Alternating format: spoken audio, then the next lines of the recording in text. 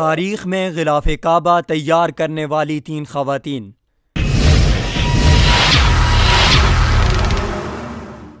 بیت اللہ کے غلاف کی تیاری کو نہ صرف ظہور اسلام کے بعد بلکہ دور جاہلیت میں بہت بڑے اعزاز کا کام سمجھا جاتا تھا۔ زمانہ جاہلیت میں بھی غلاف کعبہ کی تیاری میں مقابلے کی کیفیت پائی جاتی تھی۔ بھرپور مشقت کے باوجود ہر ایک اپنی استطاعت کے مطابق غلاف کعبہ کی تیاری میں اپنا حصہ ڈالتا تھا۔ بہت سے لوگ غلاف کعبہ تیار کرتے، جس کا تیار کردہ غلاف سب سے خوبصورت، مضبوط اور مکمل ہوتا، اس کا غلاف خرید لیا جاتا۔ قریش میں ہر ایک غلاف کعبہ کی خریداری کی صلاحیت بھی نہیں رکھتا تھا۔ عام طور پر کئی افراد مل کر اسے تیار کرتے۔ تاریخ کی کتب میں غلاف کعبہ کی تیاری کا تذکرہ بہت ہے، اور یہ بھی کہ غلاف کعبہ زیادہ تر مرد حضرات کا کام تھا۔ تاہم تاریخ میں کچھ خواتین کے نام بھی ملتے ہیں جو غلاف کعبہ تیار کرتی۔ ان میں 3 خواتین زیادہ مشہور ہیں۔ النوار بنت مالک پہلی مشہور خاتون ہیں جنہوں نے غلاف کعبہ تیار کیا۔ وہ صحابی رسول زید بن ثابت کی ماں ہیں۔ ایک دفعہ انہوں نے کہا کہ زید کی پیدائش سے پہلے میں جب امید سے تھی تو میرے ذہن میں غلاف کعبہ کی تیاری کا خیال پیدا ہوا۔ میں نے عربوں سے سن رکھا تھا کہ غلاف کعبہ کی تیاری بہت بڑا اعزاز اور شرف کا کام ہے۔ اسی طرح قبیلہ